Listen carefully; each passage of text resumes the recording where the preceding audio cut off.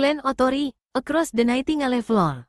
Karya Lian Han. Bagian 5. Kastil ini penuh dengan berbagai jenis orang, pasukan perang dan penjaga, pandai besi, pembuat panah dan baju besi, beberapa pengurus kuda, juru masak, dan segala macam pelayan.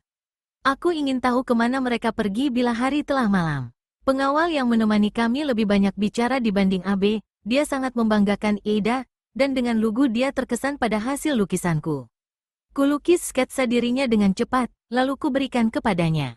Akhir-akhir ini aku sudah dapat melukis orang, dan pengawal itu memegang lukisan itu seperti dia sedang memegang jimat. Setelah itu dia menunjukkan lebih banyak dari yang seharusnya dia tunjukkan, termasuk ruangan rahasia yang menjadi pos penjaga, jendela pengintai, dan juga rute yang dilalui oleh penjaga yang berpatroli di malam hari. Kenji tidak banyak bicara, selain sesekali mengkritik lukisanku dan membetulkan goresan kuasku. Aku bertanya-tanya apakah dia akan menemaniku ke kastil ini nanti. Aku sempat merasa tak ada yang dapat kulakukan tanpa dia, tapi kemudian aku sadar akan keinginanku untuk melakukannya sendiri saja. Sesampai di menara utama, pengawal Tuhan itu mengajak kami masuk. Kami diperkenalkan pada pimpinan penjaga, dan diizinkan naik melalui anak tangga kayu yang curam ke lantai yang paling atas. Pilar-pilar kokoh yang menyangga menara utama ini tingginya kira-kira 21 meter. Semua pilar di sini ibarat pohon yang ada di hutan, sungguh tinggi pucuk pohon ini, dan betapa gelap bila berada di bawahnya. Balok-balok kayu masih terlihat corak aslinya, seolah-olah siap tumbuh. Kastil ini terasa seperti makhluk gaib yang berdiri tegak dan siap menyerang. Dari puncak menara, di bawah tatapan curiga para pengawal yang sedang berjaga, kami dapat melihat seluruh kota. Di utara menjulang gunung yang dulu aku dan Shigeru lewati, dan di balik gunung itulah terbentang dataran Yaegahara. Sedangkan di sebelah tenggara terhampar tanah kelahiranku, Mino. Udara berkabut dan tenang, nyaris tanpa hembusan angin. Selain gelap, menara ini terasa panas mencekik. Keringat di wajah penjaga berkilauan saat terkena sinar matahari, dan mereka nampak tidak nyaman karena beratnya baju besi yang mereka pakai. Jendela menara di sebelah selatan menghadap ke menara kedua yang lebih rendah, yaitu rumah Ida. Rumah itu didirikan di atas kubu pertahanan yang luas dan hampir berbatasan langsung dengan parit. Di sebelah timur ada lahan yang luasnya sekitar 100 meter, dan di sana terdapat sungai besar yang mengalir dengan deras, gelombangnya semakin besar bila ada angin kencang. Di atas kubu itu berjejer banyak jendela kecil, pintu rumah Ida menghadap ke barat. Atap yang melandai dengan anggunnya menaungi beranda, dan dari atas sini terlihat taman kecil yang dikelilingi dinding beli kedua. Pemandangan itu tak akan terlihat dari bawah, namun dari sini kami bisa melihat ke bawah ibarat elang yang sedang terbang mencari mangsa. Di sisi yang berlawanan dari beli sisi barat laut terletak dapur dan beberapa ruangan lainnya. Mataku terus berjalan dari sudut istana Ida ke tempat lainnya. Sebelah barat kastil begitu indah dan nyaris menonjolkan kelembutan, tapi di sebelah timur kastil memperlihatkan kekejaman dan kekuatan, apalagi ada rantai besi di dinding, di bawah jendela menara. Di situ ada banyak rantai. Menurut penjaga, rantai-rantai besi itu digunakan untuk menggantung musuh. Penderitaan si korban akan membuat Ida puas. Ketika menuruni anak tangga, aku mendengar para penjaga mengolok-olok kami, dan Otori yang selalu dijadikan korban. Menurut mereka, laki-laki Otori lebih suka anak laki-laki daripada wanita di tempat tidur, lebih suka makan enak daripada berperang, dan lemah karena lebih suka mandi air panas yang telah dikencingi. Tawa parau mereka bergema di belakang kami. Merasa malu, pengawal yang menemani kami meminta maaf. Setelah meyakinkan dia bahwa kami tidak tersinggung, aku berdiri sejenak di pintu bagian dalam beli, berpura-pura mengagumi keindahan bunga Morning Glory yang merambat di dinding dapur. Aku mendengar berbagai bunyi yang biasa berasal dari dapur, desisan air mendidih, gemerincing pisau baja, bunyi tumbukan dari orang yang sedang membuat kue nasi, teriakan juru masak dan teriakan melengking dari gadis yang sedang bercakap-cakap. Selain bunyi-bunyian itu, aku juga mendengar sesuatu dari balik dinding taman. Aku langsung tahu bunyi itu, langkah kaki orang yang melintasi Nightingale Floor. Kau mendengar bunyi yang aneh? Aku bertanya dengan polosnya pada Kenji. Kenji mengerutkan dahi, bunyi apa itu? Pengawal itu pun tertawa. Itu bunyi Nightingale Floor. Nightingale Floor, ujarku dan Kenji bersamaan. Ya, lantai yang bisa bernyanyi. Jangankan orang, kucing pun tidak dapat melintasi lantai itu tanpa menimbulkan bunyi yang mirip burung mencicit. Kedengarannya seperti sihir, kataku. Seperti itulah, balas si pengawal sambil menertawai kepercayaanku pada sihir. Apapun namanya, lantai itu yang membuat Lord Ida bisa tidur nyenyak. Mengagumkan, aku ingin melihatnya, ujarku. Dengan wajah yang masih tersenyum, pengawal itu mengajak kami mengitari Bailey menuju sebelah selatan di mana pintu taman terbuka lebar. Pintu itu tidak tinggi tapi ada lapisan yang amat kokoh, dan anak tangganya sangat curam sehingga dapat dengan mudah mengalahkan musuh yang masuk. Dari gerbang ini kami memandang bangunan di atasnya. Semua daun jendela terbuat dari kayu dan dalam keadaan terbuka. Dari sini bisa kulihat lantai kokoh berkilauan yang terhampar di sekeliling rumah Ida. Tampak iring-iringan para pelayan sedang membawa nampan makanan karena hari telah siang, mereka melepas sandal, lalu melintasi lantai. Begitu mendengar bunyi lantai itu, aku langsung putus asa. Lantai ini 4 kali lebih besar dari lantai yang ada di Hagi dan bunyinya pun sangat rumit. Apalagi aku tak sempat berlatih. Hanya ada satu kesempatan untuk dapat menaklukkan lantai ini. Aku berdiri cukup lama, berseru kagum sambil berusaha membedakan setiap bunyi dan juga berusaha mendengar suara Kaede yang menginap di rumah ini, tapi aku tak mendengar suaranya. Akhirnya Kenji berkata, "Ayo pulang. Aku sudah lapar." Lord Takeo bisa melihat lantai ini lagi besok saat dia menemani Lord Otori. Apa kita akan ke kastil ini besok? Lord Otori akan menjumpai Lord Ida besok sore, ujar Kenji. Tentu saja Lord Takeo akan ikut bersamanya. Sungguh menyenangkan, balasku, jantungku berdebar mendengar kemungkinan itu. Saat kami kembali ke penginapan, Lord Shigeru sedang mengamati beberapa kimono pernikahannya. Semuanya berserakan di karpet, mewah, berwarna cerah, dibordir dengan lambang keberuntungan dan keabadian, buah plum, bangau putih, dan kura-kura. Kedua pamanku yang mengirimkan ini, ucapnya. Apa pendapatmu tentang kimono ini, Takeo? Berlebihan, jawabku, muak atas kepura-puraan kedua paman Shigeru. Mana yang sebaiknya kupakai? Dia mengambil kimono dengan bordir buah plum, dan orang yang membawa kimono ini membantu Shigeru memakainya. Yang itu kelihatannya bagus, kata Kenji. Dan kini waktunya kita makan. Lord Shigeru tetap berdiri seakan tak mau pergi, lalu dia menyentuh kain yang indah itu, mengagumi kehalusan bordirnya. Meskipun hanya diam, tapi ada sesuatu di wajahnya, penyesalan, mungkin, atas pernikahan yang tak akan terjadi, dan mungkin juga, tentang nasibnya. Aku akan memakai yang ini, katanya sambil melepas kimono dan menyerahkan pada laki-laki pembawa kimono itu. Sungguh pilihan yang tepat, ucap orang itu lirih. Tak banyak orang yang setampan Lord Otori. Shigeru tersenyum tulus tanpa menanggapi, dia pun diam selama makan. Kami semua diam, terlalu tegang untuk membicarakan hal remeh, dan terlalu waspada akan kemungkinan adanya mata-mata bila kami membicarakan hal lain. Aku merasa lelah dan gelisah. Panasnya sore memaksaku untuk tetap di rumah. Walaupun semua pintu terbuka lebar ke taman, namun tidak ada angin yang berhembus ke ruangan ini. Sambil terkantuk aku berusaha mengingat bunyi Nightingale Floor tadi. Di saat yang sama, suara-suara di taman, serangga yang berdengung, dan gemuruh air terjun seakan membasuh sekujur tubuhku, membuatku setengah terjaga, membuatku berpikir kalau aku sedang berada di Hagi. Menjelang malam, hujan turun dan udara agak dingin. Kenji dan Shigeru larut dalam permainan Go, Kenji memainkan yang hitam. Aku pasti tertidur pulas karena tiba-tiba terbangun oleh langkah kaki di depan pintu dan aku mendengar pelayan menyampaikan pesan untuk Kenji. Kenji mengangguk, lalu pergi. Shigeru menatap kepergian Kenji, lalu kembali mengamati papan permainan, seakan dia hanya terpaku pada permainan itu saja.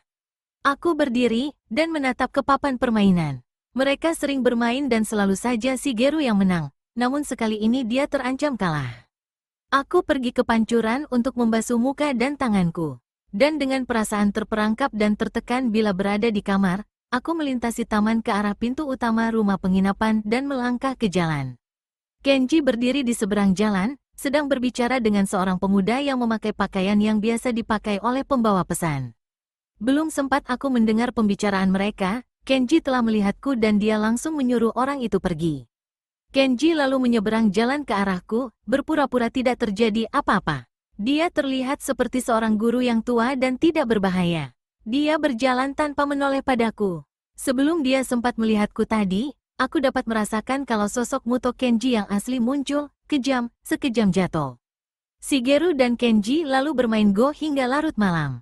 Aku tak sanggup melihat biji putih mulai terdesak, tapi aku tidak bisa tidur, pikiranku penuh dengan kejadian tadi, dan juga tingkah Kenji yang mencurigakan. Pagi dini hari Kenji telah pergi, dan pada saat dia pergi, Shizuka datang membawa hadiah pernikahan dari Lady Maruyama. Di balik bungkusan itu ada 2 gulungan kertas.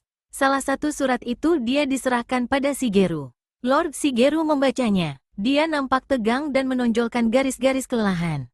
Kemudian dia melipat dan memasukkan surat itu ke balik lengan kimononya. Lalu dia mengambil gulungan kertas yang kedua dan setelah menatap sekilas, dia serahkan kepadaku. Gambar dalam surat kurang jelas, tapi akhirnya aku tahu. Itu adalah denah ruangan di rumah Iida, dan dengan jelas ditunjukkan kamar tidur Iida. Sebaiknya semua kertas itu langsung dibakar, Lord Otori, bisik Shizuka. Tentu saja, ada kabar lainnya. Boleh aku mendekat? Tanya Shizuka, dan berbisik di telinga Shigeru, hanya aku dan Shigeru yang bisa mendengarnya. Arai telah masuk ke barat daya. Dia berhasil mengalahkan Noguchi dan kini sedang menuju ke Inuyama. Iida tahu? Jika dia belum tahu, maka tidak lama lagi dia akan tahu. Iida punya banyak mata-mata. Dan Terayama, kau mendengar kabar tentang wilayah itu? Mereka yakin bisa merebut Yamagata tanpa perlawanan, begitu Iida. Shigeru segera mengangkat tangan, dan Shizuka pun langsung diam. Malam ini, kalau begitu, ucapnya singkat. Lord Otori, Shizuka membungkuk hormat. Lady Shirakawa baik-baik saja? Tanya Shigeru, kembali dengan suara biasa, sambil bergerak menjauh dari Shizuka. Kuharap dia akan membaik, balas Shizuka perlahan. Dia tidak makan, juga tidak tidur. Detak jantungku sempat berhenti ketika Shigeru berkata malam ini. Tapi setelah itu, jantungku berdetak lebih cepat dari biasanya, mengalirkan darah ke seluruh pembuluh darahku. Aku perhatikan denah itu sekali lagi, berusaha mengingatnya. Pikiran tentang KED, wajah pucatnya, lengannya yang rapuh, dan rambut hitamnya yang lebat membuatku bimbang. Aku berdiri dan berjalan ke pintu, berusaha menyembunyikan perasaanku. Aku menyesal telah menyeretnya dalam bahaya, ujar Shigeru. Justru dia yang cemas karena bisa membawa bencana bagimu, balas Shizuka, dan menambahkan dengan suara rendah, kecemasannya pada dirimu adalah salah satu di antara beberapa kecemasan lain. Kini aku harus kembali padanya. Aku takut meninggalkan dia sendiri. Apa maksudmu? Teriakku sehingga mereka langsung melihat kepadaku. Shizuka nampak bimbang. Dia sering bicara tentang mati, jawab Shizuka, akhirnya. Ingin rasanya aku mengirim pesan untuk KED. Ingin rasanya aku berlari ke kastil dan menariknya keluar dari sana, membawanya ke tempat di mana kami berdua akan aman. Tapi, aku tahu kalau tidak ada tempat seperti itu, dan tak akan pernah ada, sebelum semua ini berakhir.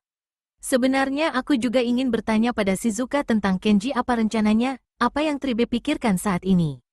Sayangnya, seorang pelayan datang membawa makan siang sehingga aku tak sempat berbicara dengan Shizuka. Selama makan, kami membicarakan tentang rencana kunjungan sore ini. Kemudian, Lord Shigeru menulis surat, sementara aku berusaha mempelajari gambar kastil yang kubuat kemarin. Aku sadar pada tatapan Lord Shigeru yang sering tertuju kepadaku dan aku merasakan keinginannya untuk berbicara lebih banyak, namun tak sepatah kata pun yang dia ucapkan. Aku duduk diam di lantai, memandangi taman di luar, membiarkan tarikan napasku melambat, masuk ke sisi kelam diriku yang selama ini bersemayam di tubuhku, membiarkan kegelapan diriku mengambil alih setiap otot, nadi, dan pembuluh darahku. Kini pendengaranku semakin tajam. Aku dapat mendengar keriuhan manusia dan hewan, kesenangan, gairah, luka, kesedihan seisi kota. Tak sabar rasanya aku menanti keheningan, terbebas dari semua ini. Aku menantikan malam tiba. Kenji kembali tanpa mengatakan kemana dia pergi. Tanpa banyak bicara, dia mengawasi kami yang sedang memakai kimono resmi berlambang Bangau Otori di punggung. Dia hanya berbicara sekali saja, menyarankan agar aku jangan ikut ke kastil. Tapi Lord Shigeru menjelaskan jika aku tidak ikut bersamanya justru akan menarik perhatian Iida. Lord Shigeru tidak mengatakan bahwa aku perlu melihat kastil itu sekali lagi. Aku pun ingin melihat Iida lagi. Satu-satunya yang aku ingat tentang Iida yaitu sosok mengerikan yang kulihat di Mino setahun lalu. Dia dalam balutan baju besi hitam, penutup kepala berhiaskan tanduk rusa dan pedang yang hampir saja mengakhiri hidupku.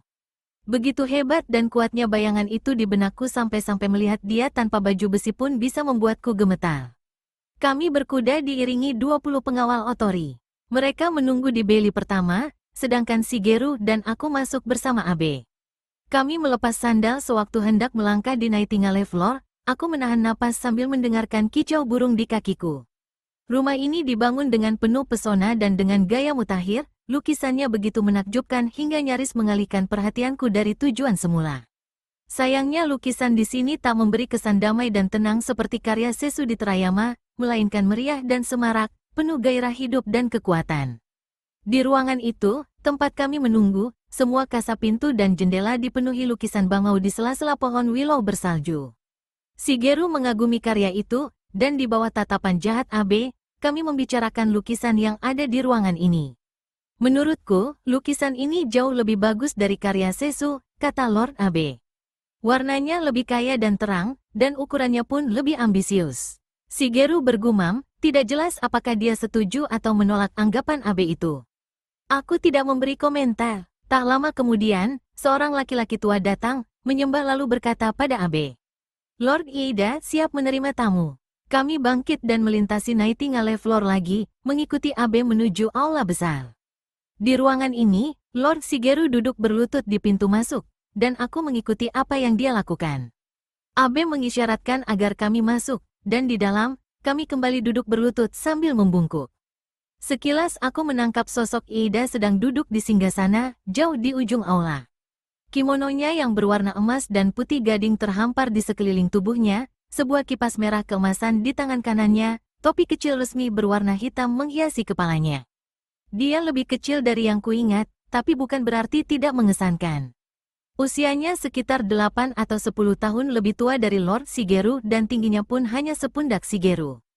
Sosoknya tidak istimewa, kecuali bentuk matanya yang bagus, bertentangan dengan kekejamannya. Iida tidaklah tampan, namun dia memiliki penampilan yang kuat dan dominan. Ketakutan lamaku tiba-tiba muncul kembali. Ada sekitar 20 pengawal yang sedang membungkuk di lantai. Hanya Iida dan seorang pemuda di samping kirinya yang tetap duduk tegak. Keheningan panjang melanda ruangan ini. Di saat yang sama, waktu mendekati waktu monyet. Tak ada pintu yang terbuka, dan panas terasa mencekik.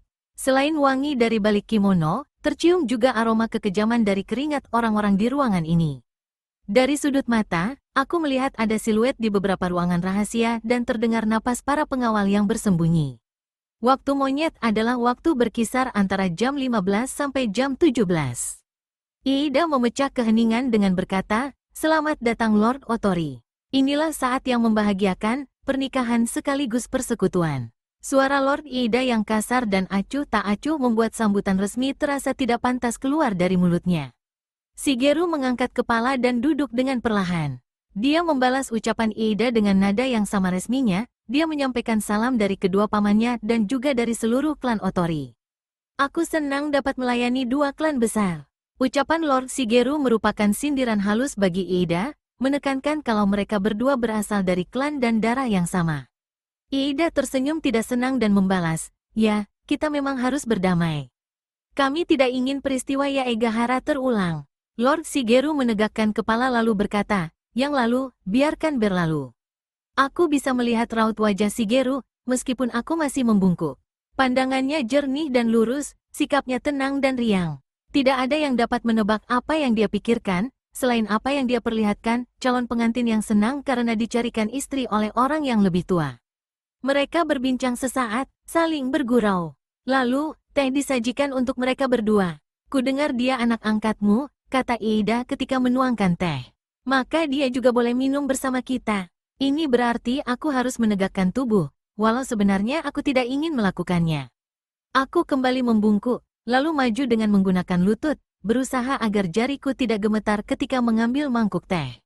Aku bisa merasakan tatapan Iida, tapi aku tak berani menatapnya, sulit bagiku untuk mengetahui apakah dia mengenaliku sebagai anak yang menusuk kudanya hingga dia terjatuh ketika diminum. Aku mengamati mangkuk teh yang sedang kupegang.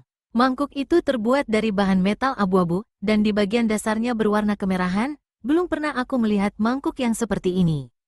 "Dia sepupu jauh mendiang ibuku," Lord Shigeru menjelaskan. "Ibuku ingin mengangkatnya menjadi keluarga, namun setelah ibuku meninggal baru aku dapat mewujudkan harapannya. Namanya, Iida terus menatapku sambil menghirup tehnya dengan berisik. Dia diberi nama sesuai nama Otori, jawab Lord Shigeru. Kami memanggilnya Takeo. Lord Shigeru tidak mengatakan sesuai nama adikku, tapi nama Takeshi terasa bergantung di udara, seolah-olah arwahnya melayang-layang di ruangan ini. Lord Iida menggerutu. Selain udara yang panas, suasananya pun kaku dan mencekam. Aku yakin Lord Shigeru juga menyadari itu. Aku bisa merasakan kalau dia tegang, meskipun dia tetap tersenyum. Di balik semua senda gurau, tersembunyi kebencian di antara mereka, diperuncing dengan derita akibat perang Yaegahara, rasa cemburu Iida, dan rasa sedih Shigeru serta keinginannya untuk membalas dendam. Aku mencoba berperan sebagai Takeo, seorang seniman yang terpelajar, tertutup dan juga kikuk. Berapa lama dia bersamamu? Sekitar setahun, balas Shigeru.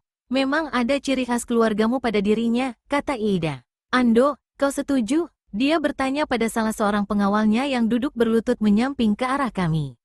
Orang itu mengangkat kepala lalu memandangku. Tatapan mata kami bertemu, dan aku langsung mengenali wajah dan alis yang mirip serigala serta mata yang dalam. Tubuh sebelah kanannya tersembunyi dariku, tapi aku tahu kalau lengan kanannya putus tertebas jatuh yang digenggam Lord Shigeru. Sangat mirip, jawab Ando. Aku melihat kemiripan itu ketika pertama kali aku melihatnya. Dia berhenti, kemudian menambahkan, Dihagi. Aku membungkuk, lalu berkata dengan rendah hati. Maaf, Lord Ando, kurasa kita belum pernah bertemu. Benar, kita memang belum pernah bertemu, dia membenarkan. Aku melihatmu sedang bersama Lord Otori, dan aku melihat kemiripanmu dengan keluarga Otori. Dia masih kerabat kami, balas Lord Shigeru, tidak gelisah. Tidak diragukan lagi kalau Iida dan Ando telah mengetahui diriku yang sebenarnya. Mereka juga tahu kalau Shigeru yang menyelamatkanku. Aku berharap mereka segera menahan kami, atau meminta pengawal membunuh kami sekarang juga, di saat jamuan minum teh ini. Lord Shigeru menggerakkan badan dengan sangat perlahan. Aku tahu dia sedang bersiap-siap melompat berdiri, pedang ada di tangannya jika terjadi sesuatu. Namun aku juga tahu, dia tak akan menghancurkan rencana yang telah dia susun selama berbulan-bulan. Ruangan ini penuh dengan ketegangan seiring keheningan yang kian mencekam. Bibir Iida membentuk senyuman. Bisa kurasakan kalau dia senang atas situasi yang terjadi saat ini. Dia tak akan membunuh kami sekarang, dia akan bermain-main dulu dengan kami. Bagi kami, tertutup kemungkinan untuk lolos. Kami telah terperangkap di wilayah Tohan, terus-menerus di bawah pengawasannya, dan kami hanya memiliki 20 orang pengawal. Tidak diragukan lagi, Iida hendak menghabisi kami, tapi dia akan menikmati dulu saat-saat musuh lamanya berada dalam kekuasaannya. Iida lalu beralih membicarakan pernikahan. Dari nada suaranya, aku dapat merasakan kalau dia memendam rasa benci dan juga cemburu. Lady Shirakawa adalah anak perwalian Noguchi, sekutuku yang terpercaya. Dia tidak mengatakan soal kekalahan Noguchi atas Arai. Apakah dia tidak tahu, ataukah dia pikir kami yang belum tahu? Lord Iida memberi penghormatan yang sangat besar bagiku, jawab Shigeru. Baiklah, memang sudah tiba saatnya untuk berdamai. Iida berhenti sejenak, lalu melanjutkan, Lady Shirakawa sangat cantik. Sayang, reputasinya kurang bagus. Kuharap hal ini tak membuatmu cemas. Aku mendengar para pengawal menanggapi perkataan Iida dengan pelan, tidak tertawa, tapi otot-otot muka mereka membentuk senyuman. Kurasa reputasinya tidak berdasar, balas Lord Shigeru bijak. Dan karena aku di sini sebagai tamu Iida, aku tidak perlu cemas. Senyuman Iida pun langsung hilang, dan dia memandang dengan marah. Kurasa dia terbakar oleh rasa cemburu. Seharusnya, sopan santun dan rasa percaya diri bisa mencegahnya mengatakan hal berikut ini, tapi ternyata tidak. Ada rumor tentang dirimu, katanya tanpa basa-basi. Shigeru mengangkat alis, tidak berkata. Tentang ikatan yang telah berlangsung lama, suatu pernikahan rahasia, kata Iida dengan nada suara tinggi. Lord Iida membuatku heran, balas Lord Shigeru dingin. Aku sudah tidak muda lagi. Wajar saja bila aku mengenal banyak perempuan. Iida mendapatkan kembali kendali diri dan membalas perkataan Shigeru dengan gerutuan, tapi matanya terbakar oleh rasa dengki. Kami diusir dengan basa-basi kesopanan, Iida tak bicara banyak, selain, kita bertemu 3 hari lagi di saat upacara pernikahan. Saat kami bergabung dengan pengawal Otori, mereka nampak tegang dan tertekan karena diejek dan diancam pengawal Tohan. Aku dan Shigeru tak bicara sepatah kata pun saat menuruni anak tangga dan melewati pintu gerbang utama. Aku sibuk mengingat sebanyak mungkin denah kastil, walaupun rasa benci dan marah pada Iida selalu muncul di benakku. Akan kubunuh dia sebagai balas dendam atas masa lalu, dan juga atas penghinaannya pada Lord Otorita di sore. Jika aku tidak membunuhnya malam ini, berarti dia yang akan membunuh kami. Di perjalanan ke penginapan, jauh di arah barat matahari tampak bulat pucat. Kenji telah menunggu kami di sana. Tercium samar-samar bau sesuatu terbakar dari dalam kamar. Dia telah membakar pesan dari Lady Maruyama di saat kami pergi. Dia mengamati wajah kami. Mereka mengenali Takeo, dia bertanya. Lord Shigeru melepaskan pakaian resminya. Aku perlu mandi, dia berkata, dan tersenyum seakan-akan mandi dapat membuatnya terbebas dari beban yang berat. Bisakah kita bicara dengan bebas, Takeo? Dari dapur terdengar suara pelayan yang sedang menyiapkan hidangan malam. Beragam langkah kaki melintas di jalan, namun tidak ada sesuatu yang mencurigakan. Seorang gadis yang membawa mangkuk berisi nasi dan sop sedang mendekati penjaga di gerbang utama. Bisa saja, jika kita berbisik, balasku. Kita harus berbicara cepat. Mendekatlah, Kenji. Ya, benar, dia mengenali Takeo. Iida curiga dan takut. Dia bisa menyerang kita kapan saja. Kenji berkata, akan kubawa Takeo pergi untuk sementara. Aku bisa menyembunyikan dia di kota. Tidak, seruku, malam ini aku akan ke kastil. Hanya malam ini kesempatan kita, Lord Shigeru berbisik. Kita harus serang dia lebih dulu. Kenji menatap kami secara bergantian. Dia menarik napas panjang. Baiklah, aku ikut denganmu. Kau teman baikku, kata Lord Shigeru perlahan. Kau tidak perlu membahayakan dirimu. Aku melakukan ini bukan untukmu, Shigeru. Aku lakukan ini untuk menjaga Takeo, balas Kenji.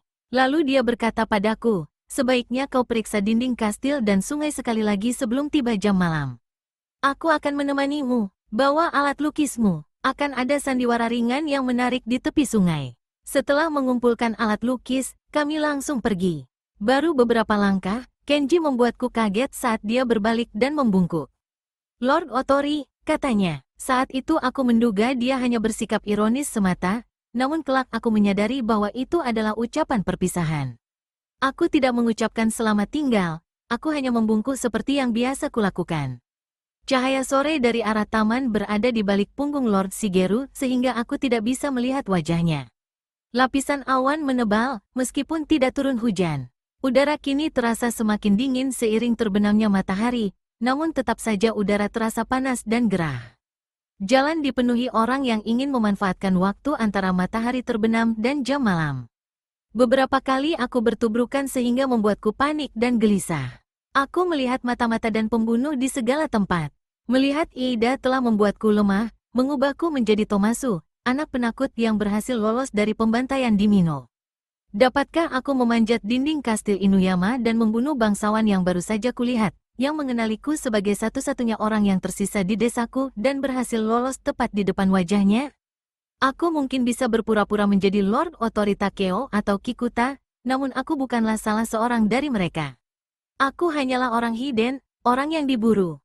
Kami berjalan ke barat, menyisir sebelah selatan kastil.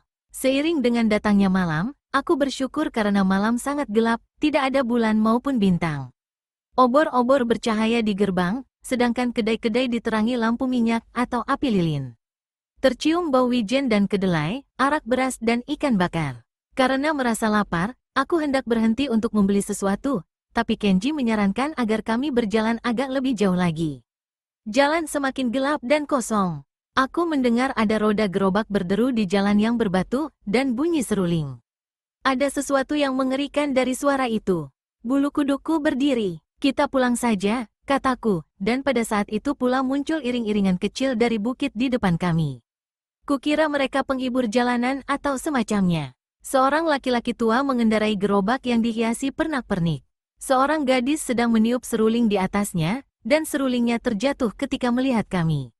Dua orang laki-laki muncul dari tempat gelap sambil menari. Mereka nampak seperti tersihir dan dikuasai roh. Aku berhenti. Kenji berdiri tepat di belakangku. Gadis lain mendekati kami dan berkata, "Kemari dan lihatlah, Tuan."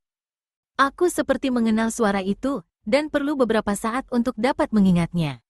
Dan aku langsung melompat ke belakang, menghindar dari Kenji, dan meninggalkan sosok keduaku di gerobak. Gadis itu adalah gadis pelayan di penginapan saat kami di Yamagata, gadis yang Kenji sebut, dia orang kita. Aku kaget karena ada yang mengejarku tanpa mempedulikan sosok keduaku.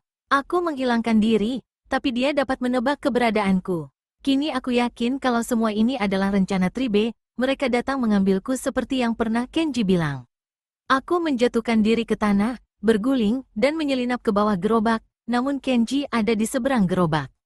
Kugigit tangannya, tapi tangannya yang lain memegang rahangku, memaksaku untuk melepaskan gigitan. Aku tendang dia, namun aku terhuyung-huyung dalam genggamannya. Aku berusaha menyelipkan jari-jariku, tapi semua trik yang aku dapat adalah ajaran yang dia berikan. Menyerahlah, Takeo, dia berdesis. Jangan melawan, tak ada yang akan menyakitimu. Baiklah, kataku, dan kembali tenang. Dia melepaskan pegangannya dan aku langsung menjauh. Aku tarik belati dari sabukku. Tapi, 5 orang di sekitarku langsung menyerang. Salah seorang dari mereka membuat gerakan tipuan sehingga aku terpojok di gerobak. Aku menebaskan belatiku ke tubuhnya dan kurasa belatiku mengenai tulangnya. Lalu aku membuat gerakan mengiris pada salah satu gadis. Sedangkan gadis yang lainnya menghilang, dan ternyata dia melompat seperti monyet ke atas kepalaku, kedua kakinya melingkari leherku, salah satu tangannya membekap mulutku, dan tangannya yang satu lagi mencekik leherku. Aku tahu apa yang akan dia lakukan, dan aku pun berputar kasar sehingga keseimbanganku hilang. Orang yang aku lukai dengan belati segera memegang pergelangan tanganku dan dia pelintir sehingga belatiku terlepas. Gadis itu dan aku terjatuh. Tangannya masih mencekik leherku. Sebelum tidak sadarkan diri, aku sempat melihat Shigeru sedang duduk menunggu kami di kejauhan. Aku mencoba berteriak dengan marah karena pengkhianatan yang Kenji lakukan, namun mulutku tersumpal, aku bahkan tak bisa lagi mendengar. Pagi ini adalah hari ketiga Kaede berada di Inuyama. Karena gerakan tandu yang bergoyang-goyang saat ke kastil, kondisi Kaede semakin memburuk. Keadaan di Inuyama begitu menakutkan dan mencekam, jauh lebih buruk dibandingkan di kastil Noguchi. Para wanitanya nampak lemas dan berkabung, mereka berduka karena majikan mereka, istri Ida, meninggal di awal musim panas. Kaede hanya melihat sekilas tuan mereka, Lord Ida, namun sangat mustahil bagi Kaede untuk tidak menyadari kehadiran orang itu. Ida begitu mendominasi rumahnya, tak heran semua penghuni di sini bergerak dengan ketakutan, takut dimarahi tuannya. Tak ada yang berani bicara terang-terangan.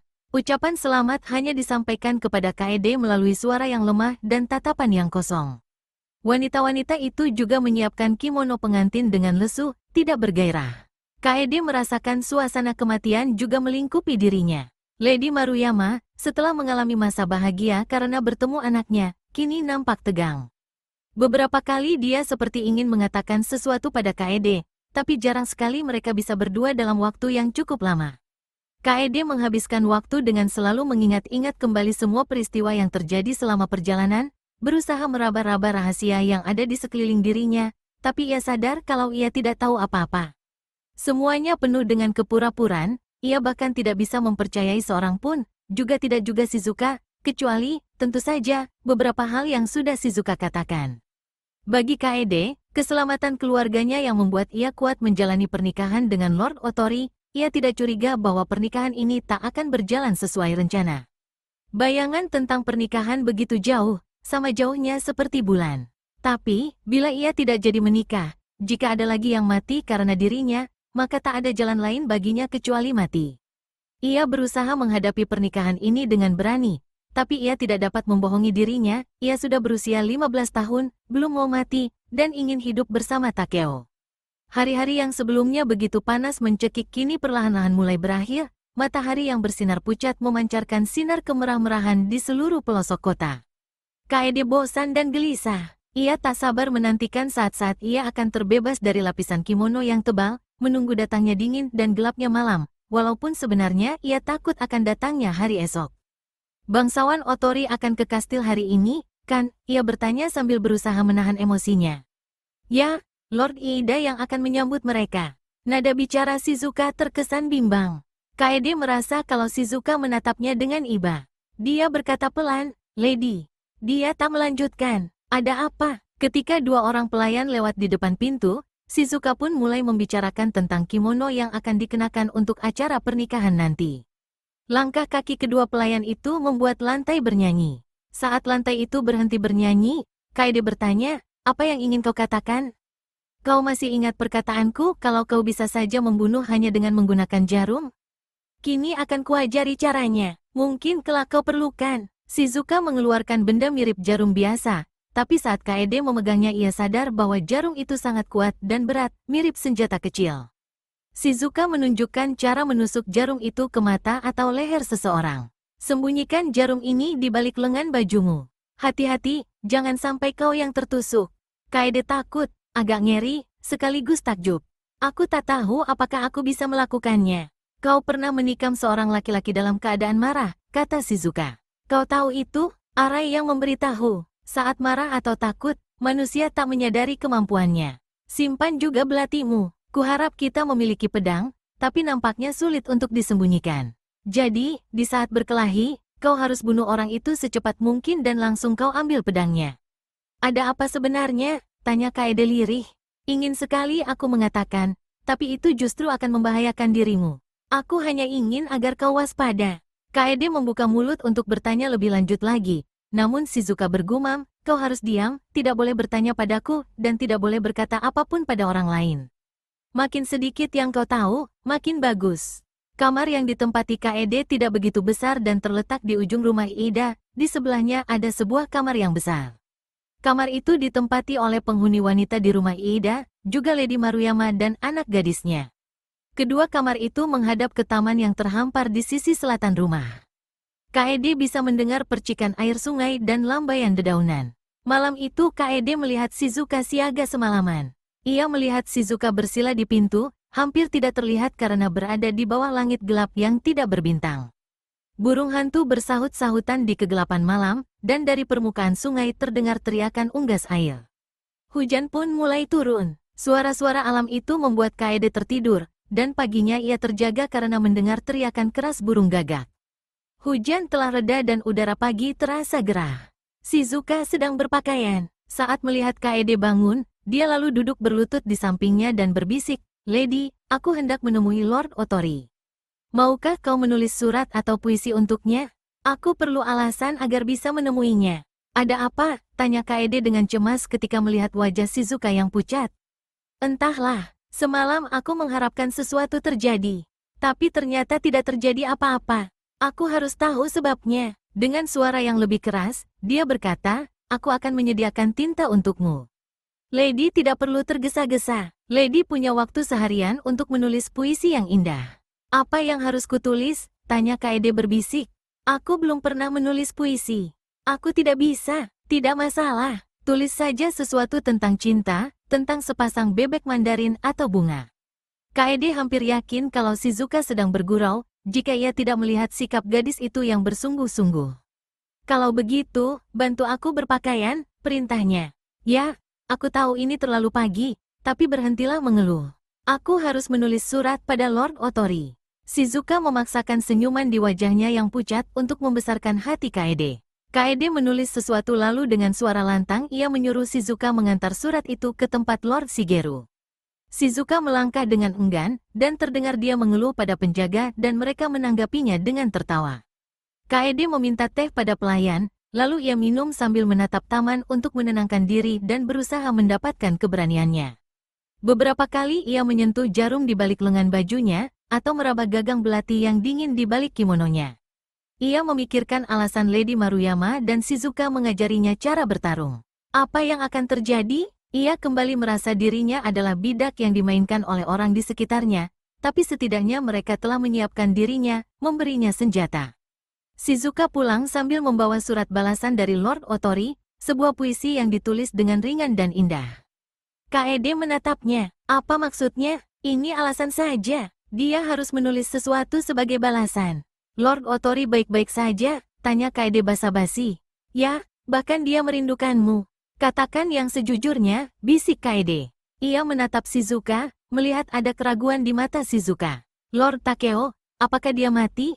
"Kami tidak tahu." Shizuka menarik napas dalam-dalam. "Dia dan Kenji menghilang. Lord Otori yakin Tribe telah mengambilnya." "Apa maksudnya?" Ia merasa teh yang ia minum berputar-putar di perutnya, ia merasa mual. Ayo kita jalan-jalan di taman selagi cuaca masih sejuk, kata Shizuka dengan tenang. Kaede berdiri dan berpikir, ia merasa seperti hendak pingsan.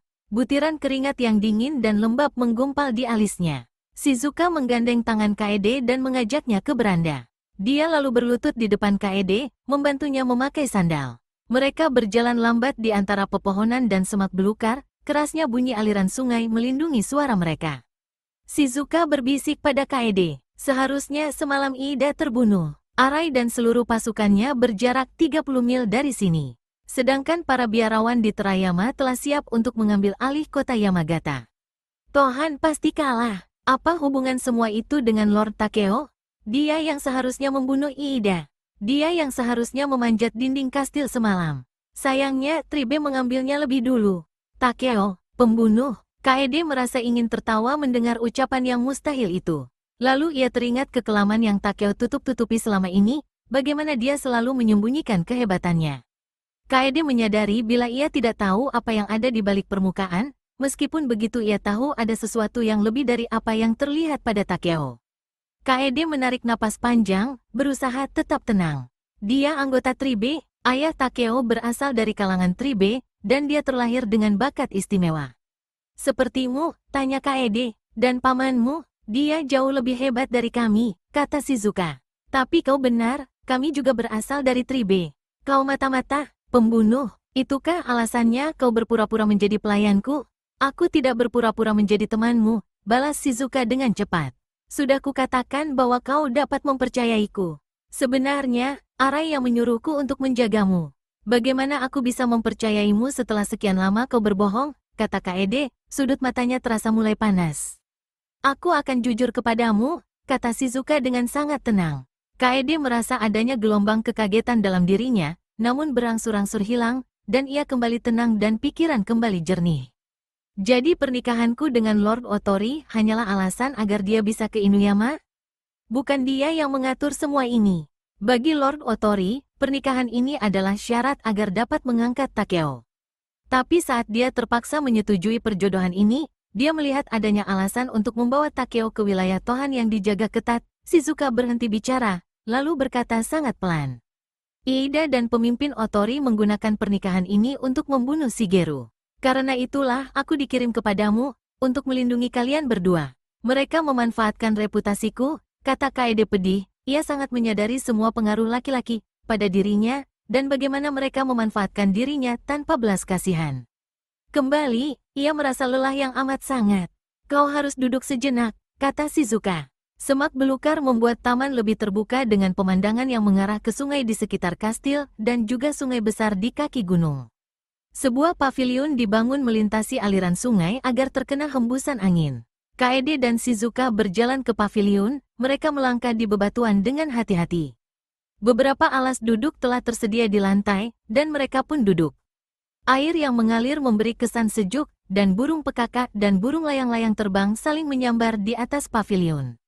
Di kolam, di bawah paviliun, teratai menyembulkan kelopak yang berwarna merah jambu keungu-unguan.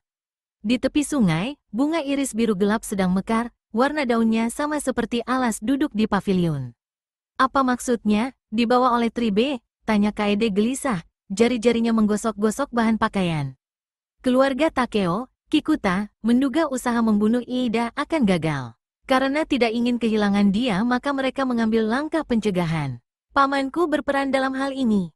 Dan kau, tidak. Aku justru merasa kalau Iida seharusnya dibunuh. Takeo bisa berhasil, dan lagi tidak ada yang berani memberontak selama Iida masih hidup. Sungguh tak bisa dipercaya, pikir Kaede. Aku terjebak dalam rencana jahat. Shizuka mengatakan soal membunuh Iida dengan entengnya, seakan-akan Iida hanyalah petani atau orang biasa. Bila ada yang mendengar, kami pasti akan disiksa sampai mati. Meskipun udara panas, tubuhnya menggigil kedinginan. Apa yang akan Tribe lakukan pada Takeo? Dia akan menjadi bagian dari mereka, dan hidupnya akan menjadi sebuah rahasia. Jadi aku tak akan bertemu dengannya lagi, pikir Kaede. Terdengar suara dari jalan setapak, Lady Maruyama dan anaknya, Mariko, serta pembantunya, Sachi, melintasi sungai lalu duduk bersama. Lady Maruyama nampak pucat, sepucat Shizuka tadi pagi. Sikapnya berubah. Dia telah kehilangan kendali dirinya yang kuat. Dia menyuruh Mariko dan Sachi pergi bermain bulu tangkis yang mereka bawa. Kaede berusaha berkata dengan normal. Lady Mariko adalah gadis yang cantik. Tidak terlalu cantik, tapi pintar dan baik, balas Lady Maruyama. Dia lebih mirip ayahnya. Mungkin dia beruntung. Kecantikan hanya akan membawa bencana bagi seorang wanita. Dia tersenyum pahit, lalu berbisik kepada Shizuka. Hanya tersisa sedikit waktu. Kuharap Lady Shirakawa bisa dipercaya. Rahasiamu aman bersamaku, kata Kaede pelan. Shizuka, katakan apa yang terjadi, kata Lady Maruyama. Takeo diambil oleh Tribe. Hanya itu yang Lord Shigeru tahu. Aku tidak menyangka Kenji akan berkhianat. Sungguh menyakitkan. Shigeru mengatakan bahwa semua ini adalah pertaruhan yang sia-sia. Dia tidak menyalahkan siapapun. Dia mencemaskan keselamatanmu. Kau dan anak itu. Semula Kaede mengira anak yang dimaksud oleh Shizuka adalah Mariko. Tapi begitu melihat kilasan rona memerah di wajah Lady Maruyama, ia tak bicara lagi. Apa yang harus kita lakukan? Haruskah kita melarikan diri? Lady Maruyama memilin-milin lengan kimono dengan jarinya yang putih. Jangan melakukan sesuatu yang mencurigakan. Shigeru tidak akan melarikan diri? Suara Lady Maruyama terdengar tipis, setipis alang-alang. Aku telah menyarankan itu, tapi dia menolak. Dia diawasi ketat dan selain itu, dia merasa hanya bisa bertahan bila dia menunjukkan keberaniannya. Dia bertingkah seakan-akan dia percaya pada Iida dan menyetujui persekutuan Tohan dengan Otori. Dia akan tetap melanjutkan pernikahan, suara Lady Maruyama meninggi. Dia harus lakukan itu, seolah-olah pernikahan itu adalah keinginannya, kata Shizuka berhati-hati. Kita juga harus begitu, jika ingin Lord Shigeru tetap hidup. Iida telah mengirim pesan, dia memaksaku menerima pinangannya, kata Lady Maruyama. Selama ini aku selalu menolak demi Shigeru. Dia menatap gundah wajah Shizuka. Lady, kata Shizuka, jangan bicara soal ini lagi. Bersabarlah, kuatkan dirimu. Yang dapat kita lakukan hanyalah menunggu. Kita harus berpura-pura tidak terjadi apa-apa, dan kita harus menyiapkan pernikahan Lady Kaede. Mereka akan gunakan itu untuk membunuhnya, ujar Lady Maruyama. Kaede begitu cantik, tapi juga mematikan. Aku juga tak ingin laki-laki manapun mati karenaku, teriak Kaede, apalagi Lord Otori. Tiba-tiba air matanya menetes, dan ia membuang muka. Sayang sekali kau tidak menikahi Lord Iida dan mendatangkan kematian baginya, seru Lady Maruyama. Kaede tersentak seakan terkena tamparan. Maaf, bisik Lady Maruyama. Aku bukanlah diriku yang sebenarnya. Akhir-akhir ini aku tidak bisa tidur. Aku putus asa karena Shigeru, karena Mariko, karena diriku, karena anak kami. Kau tidak pantas menerima kekasaranku. Kau terperangkap dalam hubungan kami, tak ada kesalahan yang harus ditimpakan kepadamu. Kuharap kau tidak berpikiran buruk kepadaku. Dia meraih dan menggenggam tangan Kaede. Seandainya aku dan anakku mati, kaulah pewarisku. Aku mempercayakan wilayah dan rakyatku kepadamu. Jagalah mereka baik-baik. Dia membuang muka, menatap ke seberang sungai, matanya terang karena air mata. Jika pernikahan ini adalah satu-satunya cara untuk menyelamatkan Shigeru, maka dia harus menikahimu. Tapi, Iida pasti akan membunuhnya setelah itu. Di ujung taman ada anak tangga yang dibatasi kubu dan dindingnya berada di tepi parit. Di parit itu ada dua perahu yang terikat. Ada pintu yang terbuka di seberang anak tangga, Kaede menduga gerbang itu akan ditutup bila malam tiba.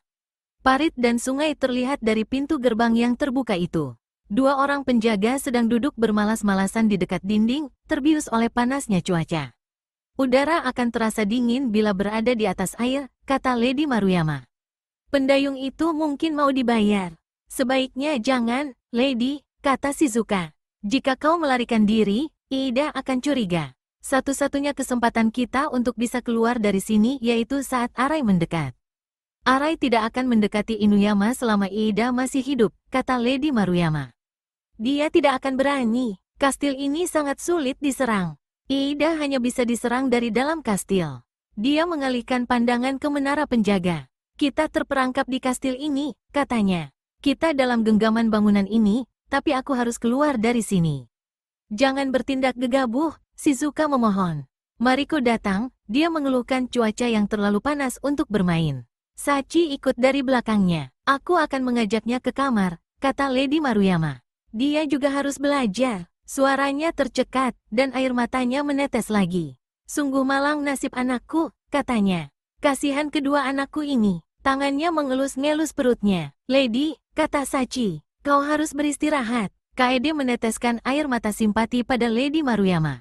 Batu-batu yang menyusun menara dan dinding serasa menekan tubuhnya. Lengkingan jangkrik semakin meninggi dan menusuk kepala, hawa panas terasa bergaung dari dalam tanah. Lady Maruyama benar, pikirnya, mereka telah terperangkap, dan tidak ada jalan untuk lolos. Kau ingin kembali ke kamar? Tanya Shizuka. Nanti saja, ada satu hal yang ingin Kaede tanyakan. Shizuka, sepertinya kau bisa datang dan pergi dengan begitu mudah. Penjaga pasti mempercayaimu. Shizuka mengangguk. Aku memiliki kemahiran dari Tribe dalam hal ini. Dari sekian banyak wanita di sini, hanya kau yang bisa melarikan diri. Kaede bimbang, ia tidak yakin bisa merangkai kata-kata yang tepat. Akhirnya dia berkata dengan kesal, jika kau ingin pergi, aku tidak melarangmu. Aku tidak ingin kau tetap di sini karenaku. Lalu ia menggigit bibirnya dan langsung membuang muka, ia tidak tahu bagaimana ia bisa bertahan tanpa gadis yang telah menjadi tempatnya bergantung. Kita akan selamat jika tidak ada yang mencoba pergi, bisik Shizuka. Tapi jika ada yang mencoba melarikan diri, akan timbul masalah. Aku tak akan pergi kecuali kau menyuruhku pergi, aku tidak akan meninggalkanmu. Kini hidup kita saling terikat. Dia menambahkan, seakan berkata pada dirinya sendiri, bukan hanya laki-laki yang memiliki kehormatan. Lord Arai yang mengirimmu, ujar Kaede. Dan kau berasal dari Tribe, pihak yang telah mengambil Lord Takeo. Apakah kau bebas menentukan pilihan? Dan kau memilih kehormatan? Untuk orang yang tidak pernah diajarkan apapun, Lady Shirakawa tahu banyak hal, kata Shizuka sambil tersenyum, dan untuk sesaat Kaede merasa lega. Ia di pavilion seharian, ia hanya makan sedikit. Kadang wanita di rumah Iida menemaninya, dan mereka berbicara tentang keindahan taman juga persiapan pernikahan. Salah seorang yang pernah ke Hagi menggambarkan kota itu dengan penuh kekaguman, menceritakan legenda tentang Otori kepada Kaede, dan membisikkan tentang permusuhan lama antara Otori dengan Tohan. Mereka semua bergembira karena pernikahan Kaede akan mengakhiri semua permusuhan itu, dan memberitahukan padanya betapa senangnya Iida atas persekutuan yang telah disepakati. Tak tahu bagaimana menanggapi, dan juga karena tahu tentang rencana pengkhianatan di balik rencana pernikahannya, Kaede lebih memilih untuk berpura-pura malu, tersenyum sampai wajahnya sakit, namun tidak banyak bicara. Saat memandang ke arah lain, ia melihat Lord Iida sedang melintasi taman, menuju ke pavilion. Dia ditemani 3 orang pengawal. Semua langsung diam. Kaede memanggil Shizuka, aku mau ke dalam. Kepalaku sakit, aku akan memijat dan menyisir rambutmu, kata Shizuka, dan Kaede merasa rambutnya terlalu berat. Badannya terasa lengket dan gerah di balik kimono. Ia menantikan kesejukan saat malam tiba. Namun, ketika ia menjauh dari pavilion, Lord Abe segera meninggalkan rombongan laki-laki dan menghampiri mereka. Shizuka segera berlutut, dan Kaede membungkuk, walaupun tidak terlalu dalam. Lady Shirakawa, katanya, Lord Iida hendak berbicara denganmu. Dengan berusaha menyembunyikan rasa enggan, Kaede kembali ke pavilion. Iida telah menunggu sambil bersila. Para pelayan menarik diri, menyibukkan diri dengan melihat-lihat sungai. Kaede duduk lalu berlutut di lantai kayu sambil menunduk, sadar kalau tatapan Iida yang dalam seperti kolam lelehan besi sedang menatap seluruh tubuhnya. Kau boleh duduk, ujarnya singkat. Suaranya kasar dan kalimat sopan tidak mudah terlontar dari lidahnya. Kaede merasakan tatapan anak buah Iida. Suasana berubah hening karena gairah dan rasa kagum mereka padanya. Kaede sudah mulai akrab dengan situasi seperti ini. Shigeru sungguh beruntung, kata Iida, dan Kaede dapat mendengar ancaman serta kekejaman dalam tawa para laki-laki itu. Ia menduga Iida akan membicarakan tentang pernikahannya atau tentang ayahnya yang tak bisa hadir karena istrinya sakit. Tapi kalimat berikutnya membuat Kaede kaget. Apakah Arai adalah kenalan lamamu? Aku mengenalnya saat dia melayani Lord Noguchi, jawab Kaede dengan berhati-hati. Kaulah yang membuat Noguchi mengucilkan dia, kata Iida. Noguchi telah membuat kesalahan fatal, dan dia sudah membayar impas kesalahannya itu. Saat ini tampaknya aku akan berurusan dengan Arai di wilayahku. Dia menarik napas dalam-dalam. Pernikahanmu dengan Lord Otori berlangsung di saat yang tepat. Kaede berpikir, asteris aku gadis dungu, dibesarkan di Noguchi, setia dan bodoh. Aku tidak tahu apapun tentang intrik antar klan. Kaede membuat wajahnya seperti boneka, dan suara yang kekanak-kanakan. Aku hanya ingin melaksanakan keinginan Lord Iida dan ayahku. Kau tidak mendengar tentang Arai selama perjalanan? Shigeru tidak pernah bicara tentang dia. Aku tidak pernah mendengar kabar tentang Lord Arai sejak dia pergi dari Noguchi, jawab Kaede. Tapi mereka mengatakan kalau Arai selalu membelamu. Kaede memberanikan diri menatap Iida melalui bulu matanya. Aku tidak bisa bertanggung jawab atas semua perasaan laki-laki padaku, Lord. Mata mereka bertemu sejenak. Tatapan Iida menusuk tajam, ganas. Kaede merasa kalau Iida juga menyimpan hasrat padanya, dan seperti laki-laki lain, Iida kesal sekaligus tergoda akan gagasan kematian bila berhubungan dengan dirinya. Rasa ingin muntah merayap di tenggorokannya.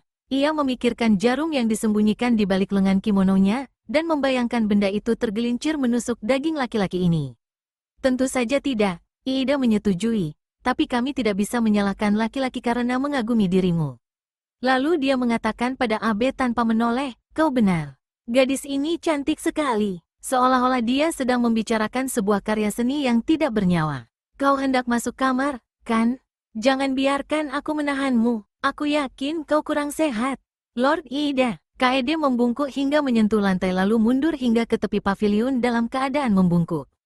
Shizuka membantunya berdiri dan mereka pun berjalan pergi. Mereka tidak berbicara hingga sampai di kamar. Kaede berbisik, dia tahu semua. Tidak, balas Shizuka seraya mengambil sisir, dan mulai menyisiri rambut Kaede. Dia memang belum yakin, dan dia tidak mempunyai bukti. Kau melakukan dengan sangat baik. Kemudian jari-jarinya memijat kulit kepala dan pelipis Kaede. Rasa tegang Kaede mulai berkurang. Kaede bersandar ke Shizuka. Ingin sekali aku pergi ke Hagi. Maukah kau temani aku ke sana? Jika tiba waktunya, kau tak akan membutuhkan aku lagi, balas Shizuka, tersenyum. Aku akan selalu membutuhkanmu, balas Kaede.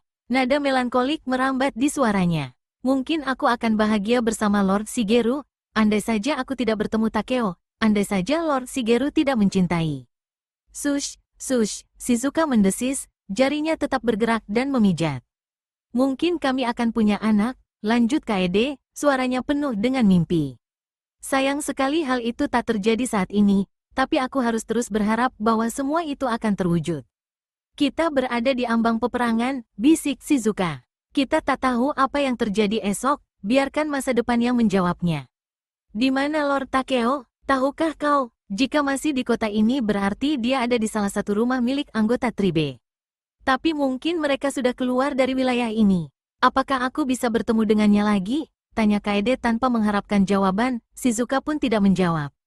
Dia terus memijat. Dari pintu yang terbuka terlihat taman yang berkilauan terkena cahaya matahari, lengkingan jangkrik terdengar lebih tajam dari biasanya. Perlahan-lahan cahaya matahari kian memudar dan bayangan pun mulai memanjang. Ketika siuman, aku berada di ruangan yang gelap, seperti di dalam gerobak. Setidaknya ada dua orang yang menemaniku. Salah seorang di antaranya, dari caranya bernapas, adalah Kenji, sedangkan seorang lagi pastilah perempuan karena aroma wangi keluar dari tubuhnya. Mereka memegang erat kedua tanganku. Aku merasa kesakitan, seperti ada yang telah memukul kepalaku. Gerakan gerobak semakin membuatku kesakitan. Aku mau muntah, kataku. Kenji lalu melepaskan satu tanganku. Saat mencoba duduk tegak, muncul rasa mual. Gadis itu juga melepas tanganku. Rasa mualku langsung hilang begitu sadar kalau aku tak mungkin lolos. Aku melindungi kepalaku dengan dua lengan, lalu aku terjang tirai gerobak, berusaha keluar dari gerobak. Ternyata pintunya sangat kokoh, tanganku seperti robek karena terkena paku. Kenji dan gadis itu menarikku kasar, memaksaku berbaring meskipun aku terus meronta dan memukuli mereka. Dari depan gerobak ada orang yang membentak, memperingatkan kami agar jangan ribut. Kenji membentakku, diam, tetap berbaring, jika kita bertemu orang Tohan sekarang, kau akan mati. Tapi aku telah kehilangan akal. Sewaktu kecil, aku sering membawa hewan liar ke rumah, anak musang, rase, atau bayi kelinci. Aku tidak pernah bisa menjinakkan mereka. Mereka selalu ingin melepaskan diri dengan cara membabi buta dan liar. Kini aku merasakan hal yang sama seperti yang mereka rasakan. Saat ini tidak ada yang paling penting bagiku selain hendak meyakinkan Shigeru bahwa aku tidak berkhianat. Aku tak akan pernah tinggal bersama Tribe. Mereka tak akan mampu menahanku. Bungkam dia, bisik Kenji pada gadis itu sambil bersusah payah memegangku agar tak bisa bergerak. Dan di bawah kekuatan tangan gadis itu, duniaku pun mulai berputar-putar dan kembali gelap.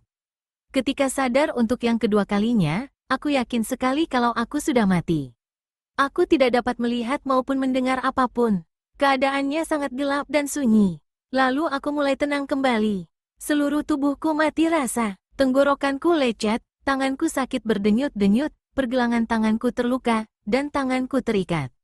Aku berusaha duduk, namun tanganku yang terikat di belakang membuat gerakanku tertahan. Aku menggeleng-gelengkan kepala, tapi kain penutup mataku tidak juga terlepas. Dan yang membuat aku ketakutan adalah aku tak bisa mendengar.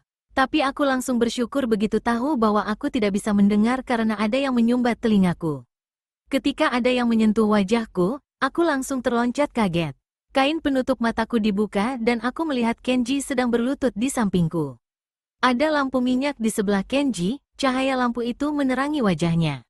Aku menyimpulkan kalau dia berbahaya. Dia pernah bersumpah untuk melindungiku dengan nyawanya. Tapi kini aku yang ingin terlindung darinya. Mulutnya bergerak saat dia berbicara. Aku tak bisa mendengar, ujarku, cabut dulu sumbatnya. Kenji mencabut sumbat telingaku, dan duniaku pun kembali. Selama beberapa saat aku diam, berusaha memulihkan diri. Aku mendengar arus sungai di kejauhan, berarti aku masih di Inuyama. Rumah ini sunyi senyap, semua orang telah tertidur selain beberapa penjaga. Aku mendengar mereka berbisik di balik gerbang kastil.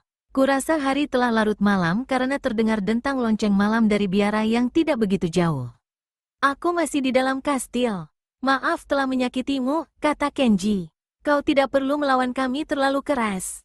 Marahku hampir meledak, tapi aku berusaha untuk mengendalikannya. Di mana aku? Rumah salah seorang anggota Tribe. 1 atau 2 hari lagi kami akan membawamu keluar dari ibu kota. Suaranya yang tenang membuatku semakin marah.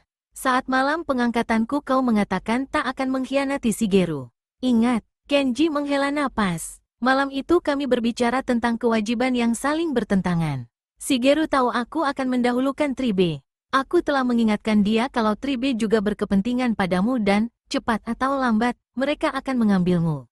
Kenapa sekarang? Tanyaku tajam. Kau kan bisa membiarkan aku 1 malam lagi. Secara pribadi aku bisa memberimu kesempatan itu. Namun, kejadian di Yamagata membuat banyak hal berada di luar kendaliku. Lagi pula, sekarang ini kau pasti sudah mati dan tidak berguna lagi bagi siapa-siapa bila Tribe tidak segera mengambilmu. Aku bisa membunuh Iida lebih dulu, gerutuku. Itu juga telah dipertimbangkan, kata Kenji, dan itu dianggap tidak ada untungnya bagi Tribe. Banyak dari kalian yang bekerja pada Iida, kami bekerja pada orang yang bisa membayar dengan lebih baik. Kami menginginkan masyarakat yang stabil, dan itu sulit terwujud jika terjadi perang. Iida memang kejam, tapi keadaan tetap stabil. Dia cocok dengan tujuan kami. Jadi, selama ini kau telah menipu Shigeru? Dia juga sering menipuku. Setelah diam, Kenji melanjutkan, sejak awal Shigeru sudah ditakdirkan untuk mati. Banyak penguasa yang ingin menyingkirkan dia. Sungguh luar biasa dia masih bisa bertahan sampai sekarang. Rasa takut menjalari diriku. Dia tidak boleh mati, bisikku. Iida akan melakukan apa saja untuk dapat membunuhnya, ujar Kenji lembut. Shigeru terlalu berbahaya bila dibiarkan hidup. Selain telah menyinggung Iida secara pribadi, karena memiliki hubungan dengan Lady Maruyama dan mengangkatmu, kejadian di Yamagata juga membuat Tohan waspada. Lampu di ruangan berkelap-kelip dan berasap. Kenji menambahkan, masalah yang ada pada Shigeru adalah karena semua orang begitu mencintainya. Kita tidak boleh meninggalkan dia. Izinkan aku kembali padanya. Aku tak berhak memutuskan, kata Kenji. Bahkan jika aku yang berhak memutuskan, aku tak akan melepasmu sekarang. Iida sudah tahu kau berasal dari Hiden. Dia akan menyerahkanmu pada Ando, seperti yang telah dia janjikan. Shigeru akan mati secara ksatria, cepat, dan terhormat. Sedangkan kau akan disiksa, kau sudah tahu apa yang bisa mereka lakukan. Aku tidak berkata lagi. Kepalaku masih sakit, dan perasaan gagal yang sulit kutanggung ini merayap ke dalam diriku. Tujuanku hanya satu, ibarat tombak yang tertuju ke satu sasaran. Tangan yang tadinya memegangku dilepaskan dan aku pun jatuh, tak berdaya. Menyerah sajalah, Takeo, kata Kenji sambil menatapku. Semuanya telah berakhir. Aku mengangguk perlahan, pura-pura setuju, aku haus. Akan kubuatkan teh. Itu bisa membantumu tertidur. Kau ingin makan sesuatu? Tidak. Bisakah kau lepaskan aku? Tidak malam ini, jawab Kenji. Aku melayang di antara rasa kantuk dan terjaga, dan aku mencari posisi yang nyaman untuk berbaring dalam keadaan tangan dan kaki terikat. Aku yakin dia tahu kalau aku akan kabur bila dilepas. Hanya pikiran itulah yang bisa membuatku tenang, walaupun tidak lama. Hujan turun di saat fajar. Aku mendengar aliran air yang membanjiri selokan dan menetes dari tepi atap. Tak lama kemudian, ayam mulai berkokok dan kota mulai terjaga dari tidurnya. Terdengar para pelayan berlalu lalang di sekitar rumah, dan tercium bau asap dari dapur. Aku juga mendengar suara dan langkah kaki, berusaha menghitung jumlah mereka dan mengira-ngira denah rumah ini, membayangkan letaknya dari jalan dan apa saja yang ada di kedua sisi rumah ini. Dari bau dan suaranya, aku menduga tempat ini adalah gudang pembuatan sake, di salah satu rumah besar di sudut kota kastil. Ruanganku tidak berjendela, ukurannya sesempit tempat tidur belut dan tetap gelap, walaupun di luar matahari bersinar terang. Pernikahan Lord Shigeru akan dilangsungkan 2 hari lagi. Apakah Shigeru akan bertahan setelah pernikahan? Dan jika dia dibunuh sebelum hari pernikahan, apa yang akan terjadi pada Kaede? Semua pikiran di kepalaku hanya membuatku kian tersiksa. Bagaimana Lord Shigeru menjalani sisa 2 harinya? Apa yang sedang dia lakukan saat ini? Apakah dia juga memikirkan diriku? Membayangkan kalau Lord Shigeru mengira aku melarikan diri sangat menyiksaku. Dan bagaimana pendapat pengawal Otori? Mereka pasti akan membenciku. Aku memanggil Kenji karena aku perlu ke kamar mandi. Dia melepaskan ikatan kakiku dan mengantarku ke kamar mandi. Kami berjalan dari ruangan sempit ini ke ruangan lebih luas, dan menaiki anak tangga ke halaman belakang. Seorang pelayan datang membawa semangkuk air, lalu mencucikan tanganku. Ada banyak darah di tubuhku, darah sebanyak itu tidak mungkin berasal dari luka karena terkena paku. Aku pasti telah melukai seseorang dengan belati. Aku ingin tahu di manakah belatiku saat ini. Ketika kembali ke ruangan rahasia, Kenji tak lagi mengikat kakiku. Apa yang akan terjadi? Tanyaku. Cobalah tidur lebih lama. Tak akan terjadi apa-apa hari ini. Tidur? Aku tidak mau tidur lagi. Kenji menatapku dengan tatapan menyelidik, lalu berkata, semuanya akan segera berlalu. Jika tanganku tidak terikat, pasti sudah kubunuh dia. Kuterkam dia dengan mengayunkan tanganku yang masih terikat. Gerakanku membuatnya kaget, dan kami melayang. Tapi secepat ular dia berbalik sehingga aku yang tertindih badannya. Bila tadinya hanya aku yang marah, maka sekarang dia juga marah. Aku pernah melihat dia marah, tapi sekarang ini dia murka. Dia memukul wajahku 2 kali, begitu keras pukulannya hingga gigiku bergetar dan kepalaku pusing. Menyerah sajalah, teriaknya, akan kuhajar kau bila terpaksa. Itukah yang kau mau? Ya, aku balas berteriak. Pukul dan bunuh saja aku. Hanya itu yang dapat menahanku di sini. Aku melengkungkan punggung dan berguling ke belakang, menjegal tubuhnya, dan berusaha menendang dan menggigitnya. Dia memukulku lagi, tapi aku berhasil menghindar dan, sambil menyumpahi dirinya, aku hempaskan tubuhku ke tubuhnya. Terdengar langkah kaki dari luar, kemudian pintu terbuka. Gadis dari Yamagata dan seorang pemuda berlari masuk. Akhirnya mereka bertiga menahanku. Tapi karena aku begitu marah, sehingga mereka perlu waktu untuk bisa mengikat kakiku. Darah Kenji mendidih karena murka. Gadis dan pemuda itu menatapku, lalu menatap Kenji, kemudian menatapku lagi. Guru, kata gadis itu, biar kami yang mengawasi dia. Kau perlu istirahat. Jelas sekali kalau mereka sangat kaget dan terpana melihat Kenji kehilangan kendali. Aku dan Kenji telah bersama selama beberapa bulan sebagai guru dan murid. Dia telah mengajarkan hampir semua yang dia tahu, dan aku patuh tanpa banyak tanya. Selama ini aku telah terbiasa dengan sikapnya yang cerewet, kasar, tapi juga sederhana. Aku telah menyingkirkan rasa curigaku yang ada saat pertama kali berjumpa dengannya, dan aku mulai mempercayainya. Kini semuanya telah hancur, dan tak akan bisa diperbaiki lagi. Dia berlutut di depanku, memegang kepalaku dan memaksaku untuk menatapnya. Aku berusaha menyelamatkan nyawamu, teriaknya. Bisakah kau pahami itu dalam batok kepalamu yang keras ini? Aku meludahinya, dan berusaha menguatkan diri untuk menerima sebuah pukulan lagi, tapi pemuda itu menahannya. Pergilah, guru, pemuda itu mendesaknya. Kenji lalu melepasku, kemudian berdiri. Apakah kepala batu dan darah sintingmu itu kau peroleh dari ibumu? Ujarnya. Sewaktu di pintu dia berbalik dan berkata, awasi terus. Jangan lepas ikatannya. Setelah kepergiannya, ingin rasanya aku menjerit dan menangis seperti anak kecil yang marah. Air mata kemarahan dan putus asa menusuk kelopak di mataku. Aku berbaring di kasur, lalu membalikkan wajah ke dinding. Gadis itu keluar, kemudian datang membawa air dingin dan sehelai kain. Dia membantuku duduk, lalu membasuh wajahku. Bibirku robek, dan aku dapat merasakan memar di sekitar mata dan leherku. Dia membasuh dengan lembut, dan ini membuatku tahu kalau dia bersimpati padaku, meskipun dia tidak mengatakan apa-apa. Pemuda yang menjagaku hanya diam. Gadis itu memberiku teh dan makanan. Kuhirup tehnya, tapi menolak untuk makan. Di mana belatiku? Tanyaku. Kami simpan, jawabnya. Apakah aku melukaimu? Bukan aku, tapi Keiko. Dia dan Akio terluka di tangan, tapi tidak parah. Ingin sekali kubunuh kalian semua. Aku tahu, balasnya. Tidak ada yang mengatakan kalau kau tidak bertarung mati-matian melawan kami. Hanya saja, kau menghadapi 5 orang tribe. Jadi, kau tidak perlu malu. Sebaliknya, rasa malu meresap ke dalam diriku, seakan-akan rasa malu telah menodai tulangku yang putih. Hari yang panjang ini akhirnya berlalu, meskipun terasa lambat dan mencekam.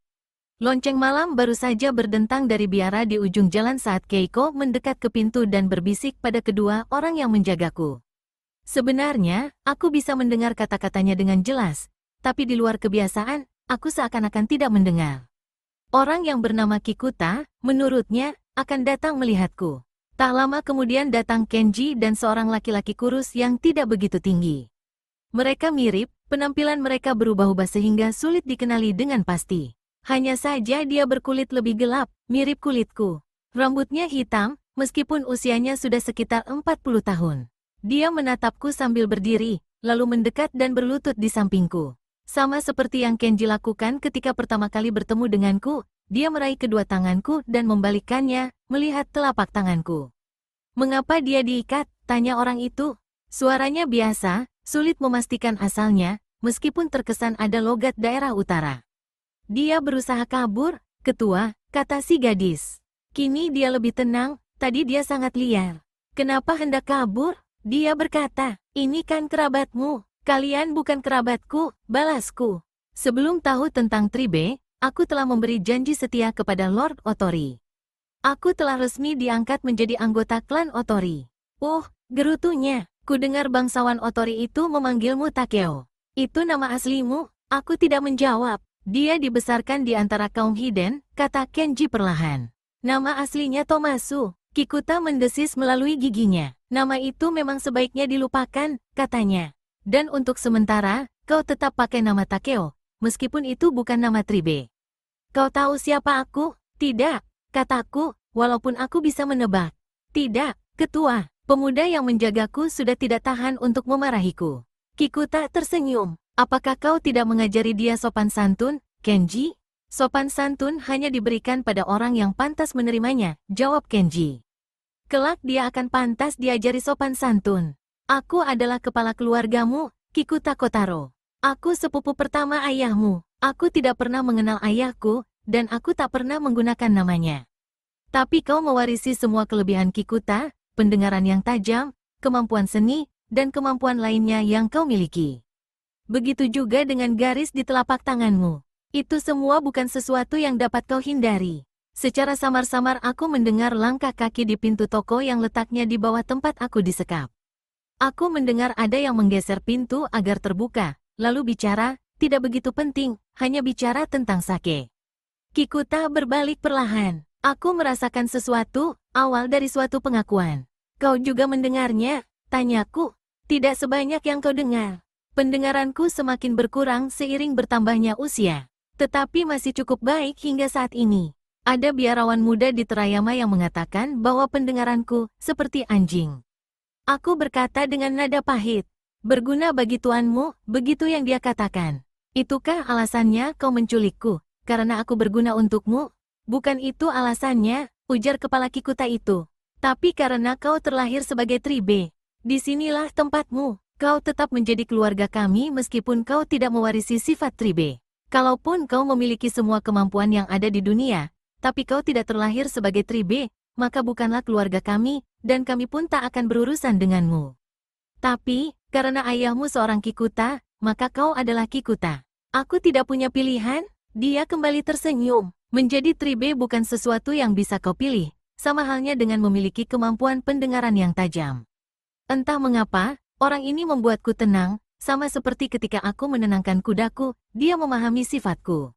Belum pernah aku bertemu orang yang tahu bagaimana rasanya menjadi Kikuta. Dia membangkitkan ketertarikanku. Bila aku menerima, apa yang akan kau lakukan padaku? Akan kucarikan kau tempat yang aman, jauh dari Tohan, agar kau bisa menuntaskan latihanmu. Aku tidak ingin berlatih lagi. Aku sudah muak dengan guru. Muto Kenji dikirim ke Hagi karena dia sahabat Shigeru. Dia telah mengajarimu banyak hal, tapi Kikuta harus diajarkan oleh Kikuta. Aku tidak mendengarkan kalimat selanjutnya. Sahabat, dia telah menipu Shigeru. Suara Kikuta berubah pelan. Kau memiliki kemampuan yang luar biasa, Takeo, dan tak ada orang yang meragukan keberanian dan ketulusanmu. Hanya saja kepalamu yang perlu kau kuasai. Kau harus belajar mengendalikan emosi. Agar aku dapat mengkhianati sahabatku, seperti yang Muto Kenji lakukan? Saat-saat tenang segera berlalu. Rasa marahku kembali meledak. Kuserahkan diriku pada rasa marah karena hanya marah yang bisa menyapu rasa malu yang kini kurasakan. Kedua penjaga di dekatku bersiap menahanku, namun Kikuta melambaikan tangannya sehingga mereka tidak jadi menahanku. Dan, dia mengambil tali ikatanku dan menggenggamnya erat. Lihat aku, katanya. Meskipun enggan, mataku menatap matanya. Aku merasa terhanyut dalam lautan emosi, dan hanya mata orang itu yang mampu menahanku agar tidak tenggelam ke dasarnya. Perlahan-lahan marahku reda, rasa letih mengambil alih diriku. Aku tak mampu menahan rasa kantuk yang datang seperti gumpalan awan di puncak gunung. Kikuta terus menatapku, mataku tertutup, dan aku pun ditelan kabut. Hari beranjak siang sewaktu aku terbangun. Cahaya matahari masuk ke ruangan di atas ruangan tempatku disekap sehingga memantulkan cahaya jingga di tempatku berbaring. Aku tak percaya bila hari telah siang lagi, aku pasti tertidur seharian. Ada seorang gadis duduk di lantai, tidak jauh dariku. Aku pun menyadari kalau pintu baru saja digeser agar tertutup karena bunyi itu yang membuatku terbangun.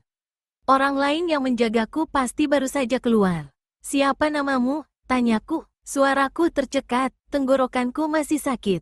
Yuki. Dan pemuda tadi? Pemuda itu yang aku lukai tangannya, menurut pengakuan Yuki beberapa waktu lalu. Apa yang dia lakukan padaku? Ketua Kikuta? Dia hanya membuatmu tidur. Itu salah satu kemampuan Kikuta. Aku teringat anjing-anjing yang ada di Hagi. Salah satu kemampuan Kikuta. Waktu apa sekarang? Tanyaku. Separuh pertama dari waktu ayam jago. Waktu ayam jago adalah waktu berkisar antara jam 17 sampai jam 19. Ada kabar lain? Tentang Lord Otori? Tidak ada. Kemudian dia mendekat dan berbisik, kau ingin aku mengantarkan pesan untuknya? Aku menatapnya. Kau bisa. Aku bekerja sebagai pelayan di tempat tinggalnya, seperti yang kulakukan di Yamagata. Dia melayangkan tatapan yang penuh arti. Aku akan coba menemuinya malam ini atau esok pagi. Sampaikan bahwa aku dibawa dengan paksa. Sampaikan permintaan maafku. Aku sulit menyusun kata-kata. Aku memotong, mengapa kau lakukan ini? Dia menggelengkan kepala, tersenyum, dan menunjukkan kalau kami jangan berbicara lagi. Akio kembali masuk ke ruangan. Salah satu tangannya dibalut dan dia memperlakukan aku dengan dingin. Mereka membuka ikatan kakiku dan membawaku ke kamar mandi, melepas bajuku, dan membantuku masuk ke bak yang berisi air panas. Aku bergerak seperti orang lumpuh, semua ototku sakit. Itulah yang kau lakukan saat kau marah, kata Yuki.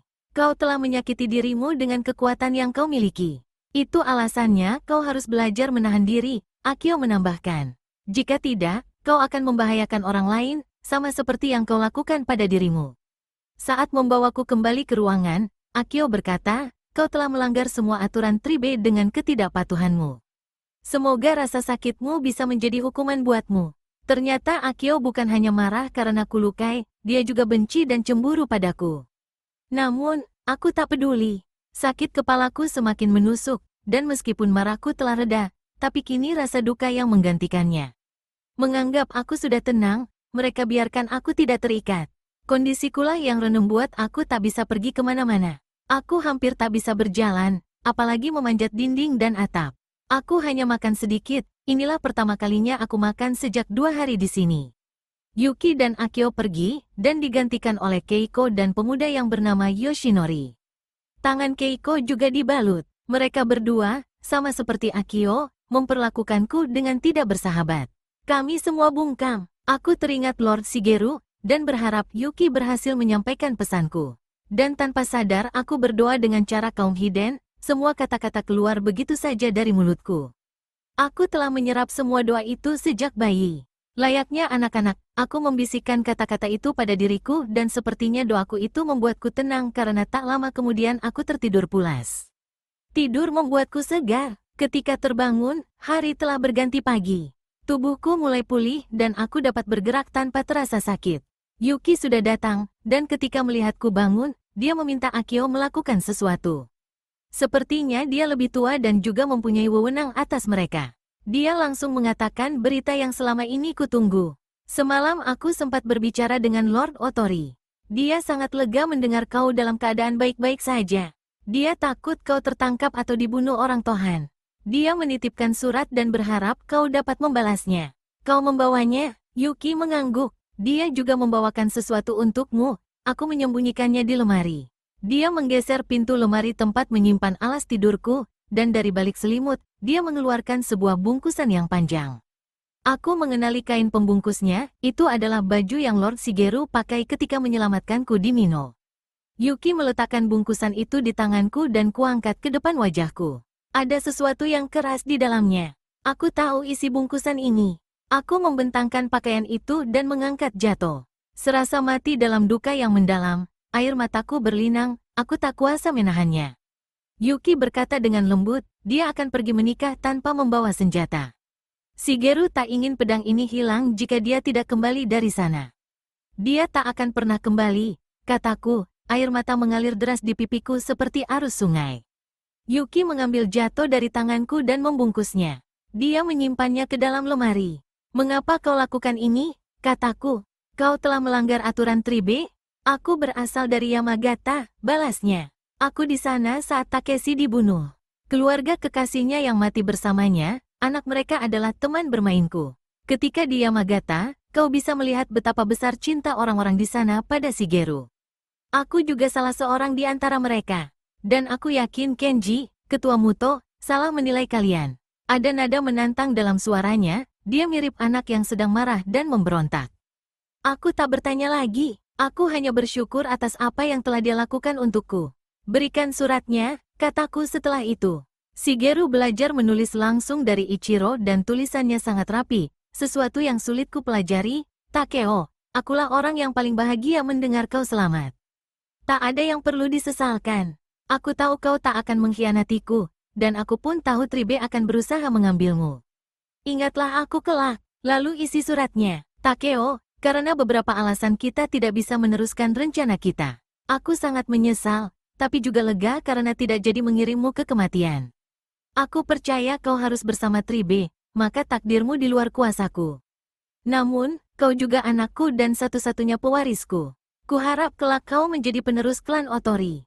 Jika aku mati di tangan Iida, ku minta kau membalaskan kematianku, tapi jangan berduka karena aku akan mendapatkan lebih banyak bila aku mati.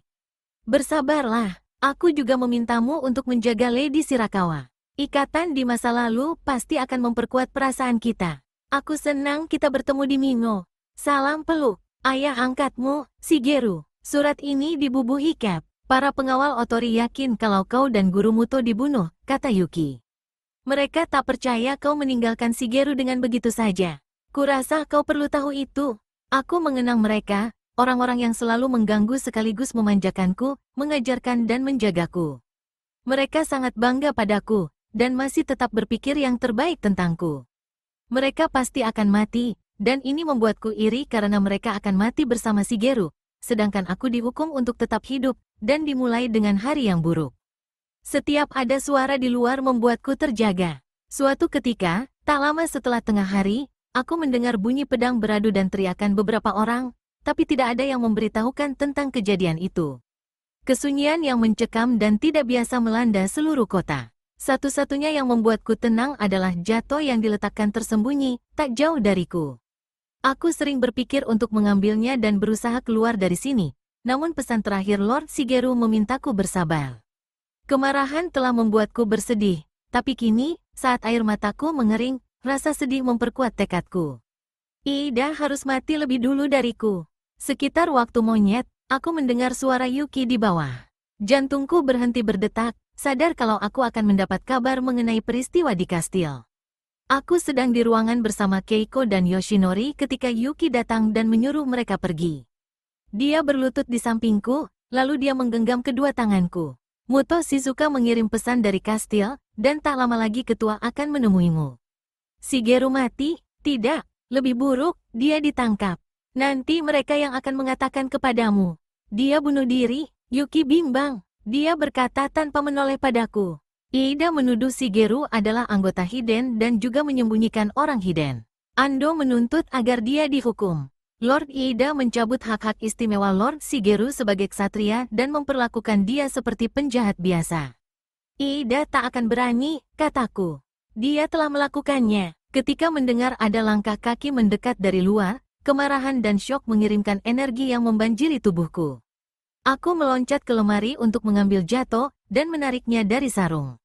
Ku pegang Jato dengan erat. Kuangkat Jato ke atas kepalaku. Kenji dan Kikuta masuk. Mereka berjalan perlahan ketika melihat Jato ada di tanganku. Kikuta langsung meraih belati dari balik kimononya, Kenji diam tak bergerak. Aku tak akan menyerangmu, kataku pada Kenji. Meskipun kau layak mati, aku akan bunuh diri. Kenji memutar bola matanya ke atas. Kikuta berkata lembut, kami harap kau tidak mengambil jalan itu. Dan tak berapa lama dia melanjutkan dengan nada tidak sabar. Duduklah Takeo, kau sudah menjelaskan maksudmu. Kami semua berlutut di lantai. Aku meletakkan Jato di sampingku. Kulihat Jato menemukanmu, kata Kenji. Seharusnya aku sudah bisa menduganya. Aku yang membawanya, guru, kata Yuki. Bukan kau, pedang itu yang memanfaatkanmu. Pedang itu yang berpindah dari tangan ke tangan hingga sampai ke dia. Seharusnya aku tahu, pedang itu yang membuatku mencari Shigeru setelah perang Yaegahara. Di mana Shizuka? Tanyaku. Di kastil. Dia tidak bisa datang. Terlalu berbahaya bila dia datang hanya untuk menyampaikan pesan, tapi dia ingin kami tahu apa yang terjadi, dan menanyakan apa yang akan kita lakukan. Katakan, kemarin Lady Maruyama, anak serta pelayannya, berusaha melarikan diri dari kastil. Suara Kikuta datar, tidak semangat. Dia menyuap pemilik perahu untuk membawa mereka ke seberang sungai. Sayangnya dia dikhianati dan dihadang. Ketiga wanita itu menceburkan diri ke sungai, dan hanya si pelayan yang selamat. Padahal lebih baik seandainya dia tenggelam karena dia akhirnya disiksa. Dia lalu membocorkan hubungan Lady Maruyama dengan Shigeru, dan persekutuan mereka dengan Arai, serta hubungan Lady Maruyama dengan kaum Hiden. Pernikahan tetap dilangsungkan sampai Shigeru tiba di kastil, ujar Kenji. Setelah pengawal Otori di dalam kastil, mereka lalu dibunuh dan Shigeru dituduh berkhianat. Dia diam sejenak, lalu melanjutkan dengan lirih. Saat ini Shigeru digantung di dinding kastil. Disalib, bisikku, kedua lengannya digantung.